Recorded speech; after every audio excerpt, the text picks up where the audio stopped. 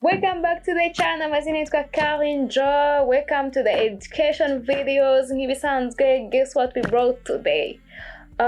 Nowadays abantu twihugiyeho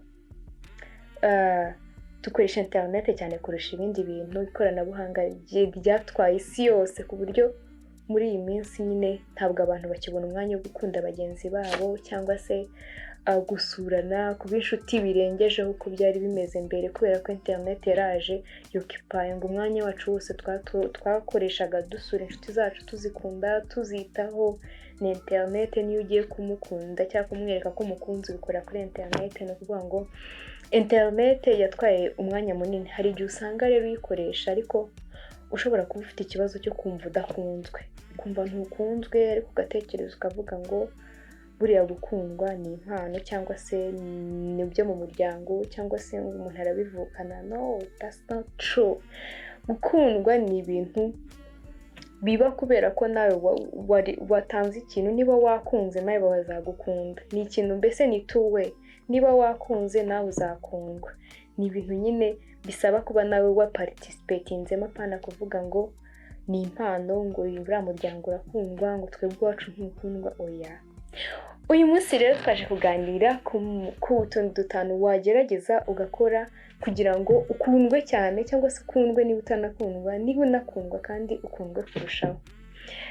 Reka tuze kugaruka tuganira ku tuntu dutanu tuzatuma ukundwa cyangwa nyine ubikiyongera.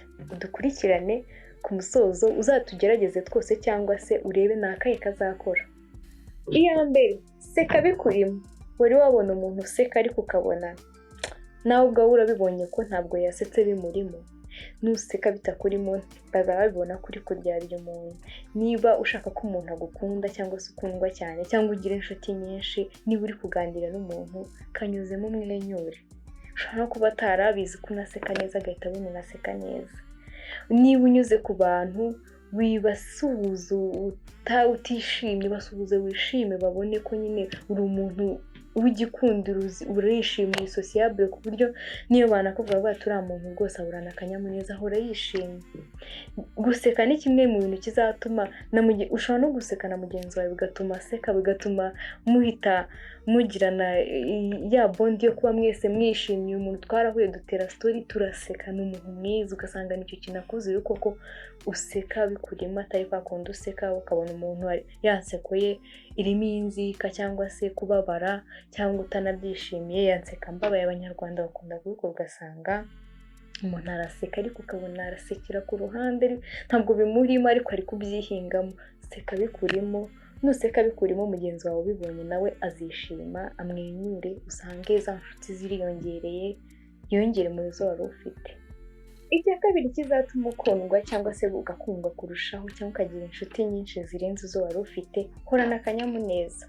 Ese wari wasuhuza nk'umuntu ngo mwiriwe mu nzira, akagusubiza ngo mwiriwe, ukabona nyine agusubije ariko ameze nk'ugutonganya cyangwa se ameze nk'umuntu utabyishimiye, ariko uzasuhuza umuntu ngo mwiriwe, agusuhuze n'umutima mwiza ati mwiriwe neza, uhita wumva nyine nawe mu mutima wawe hari ikindi kintu kijemo, wishimye, ukavuga ati wa muntu, uriya muntu duhuye ni umuntu mwiza. Aba ari umukecuru, aba ari umusaza, utavuga ati uriya muntu rwose yararezwe, ni umuntu mwiza, ugahita ati ni mwiza. Bityo rero buri ushobora gutekereza ko ngo ntabwo bagukunda cyangwa se nta nshuti nyinshi ugira, ushobora gusanga ujya usubiza nabi. Umuntu arakubajije ikibazo usubije nabi, uhorana umunabi. Iyo ugiye kuvuga amagambo agusohokamo natuma nyine usubiza ibintu by'ibisubizo bidahwitse cyangwa se bituma mugenzi wawe ahita arakara, agira nawe ikindi kintu ku mutima, bigagusubiza neza. Umuntu ushobora guhakanira ikintu umuntu kandi ukamuhakanira n'akanyamuneza, akabona ko nubwo umuhakaniye ariko nta bundi buryo wari ufite bwo kuba icyo kintu wavuga ngo yego, ariko nanone ntumubwiye nabi ko nyine bya bintu nyine umuhakaniye nabi. Iyo ufite akanyamuneza umuntu abona ko nyine uri na sociable, ugira n'umutima mwiza, tugira akanyamuneza.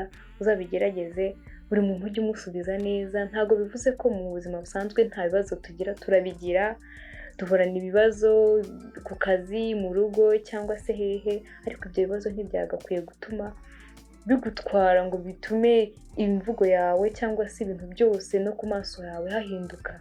Ugomba kwishima, yego bya bintu byakubabaje igihe cyo kubabara kikaba, ariko ukongera ukibuka ko bagenzi bawe bakeneye kubona wishimye, bahereza akanyamuneza ku maso yawe hake, kuko ikintu cya mbere buriya gituma abantu bakurura ni eye contact.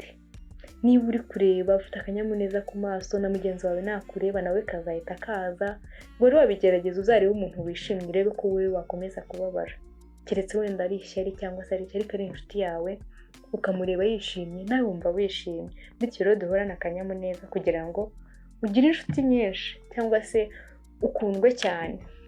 Icya gatatu, wikigira nyirandabizi.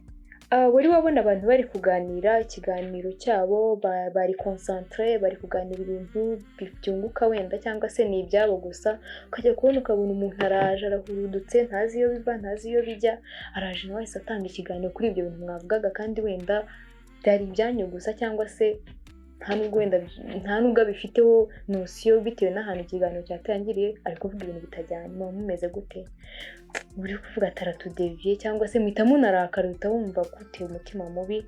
Kandi we abikora akenshi, hari nk'igihe abikora bitewe n'uko yabuze attention, yabuze umuntu umwitaho, arashaka ko avuga mukamwitaho.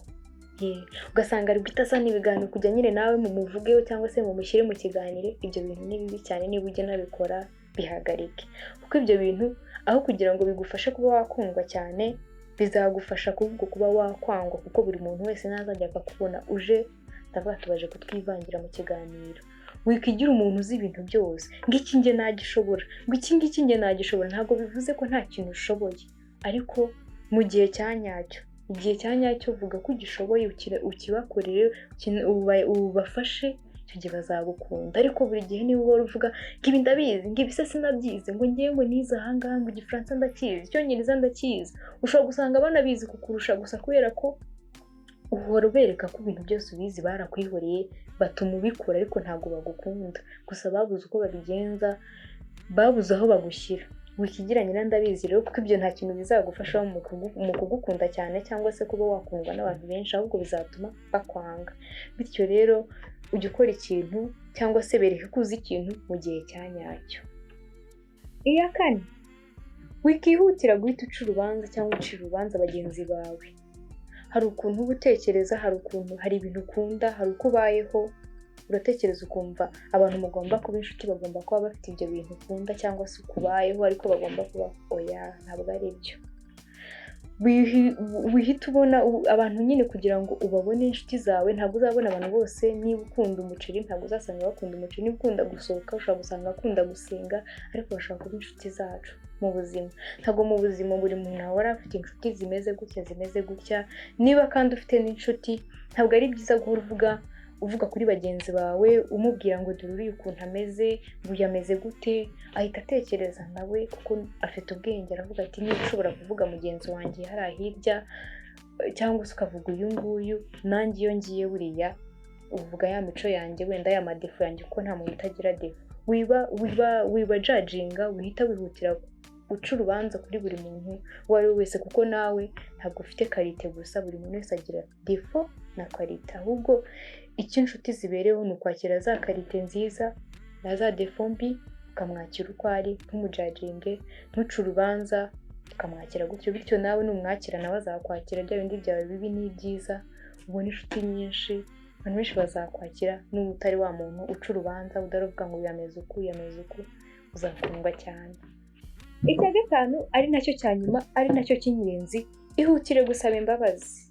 Mu buzima busanzwe turi abantu, turakosa, tugira amakosa, dukora amakosa bagenzi bacu, ushobora kumuvuga, ushobora kumukorera nabi, ushobora kumubwira nabi, ariko ibyo byose iyo uzi kwihutira gusaba imbabazi, iyo uzi gusaba imbabazi mu buryo kandi bugaragara ko bivuye ku mutima. Hari uburyo umuntu anagusaba n'imbabazi ukabona ko ntabwo bivuye ku mutima, ni ukugira ngo akwikize.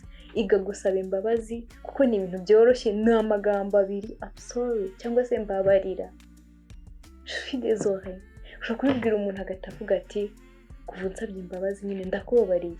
Nutiga gusaba imbabazi, naho waba ufite n'umwe wenyine wari usigaranye utamusaba imbabazi, uzamukorera ikosa rimwe kabiri akurambirwe. Ariko niwiga gusaba imbabazi uwo ari we wese, niyo waba wamukoreye ikintu kimeze gute, afite umutima wo kuba inshuti yawe, agikeneye ko mugumana, agishaka ko utamucika, ukamusaba imbabazi, nawe azumva koko za mbabazi zivuye ku mutima, akugumane. Usanga ufite inshuti nyinshi atari uko udakora amakosa, ahubwo ari uko uzi neza ko ugira amakosa ariko ukamenya no gusaba imbabazi. Ibyo bintu mubyiteho, uzagerageza ibyo bintu, umbwire in comment section, kuko iyi chit chat, umbwire wari wageragezaho ibyo bintu. Ese muri sosiyete mubaye hari umuntu uzi umeze gutyo? Uwo muntu niba umuzi, share this video to him or her, ayirebe, ashobora guhinduka, bishobora kumuhindura. Ese wowe byaguhindura? Umaze kubireba uri gutekereza gute? Komeza nkurikirane kuri aya education videos, tuzagaruka ubutaha tuvuga ku kindi kintu. Kandi niba ufite idea, comment section, ukomeze utubwire n'ikintu kindi twazaganiraho, ikintu cyakunaniye, n'iki kintu wumva nyine ushaka ko twaganiraho. Mwakoze kubana nanjye, mwakoze kunkurikirana.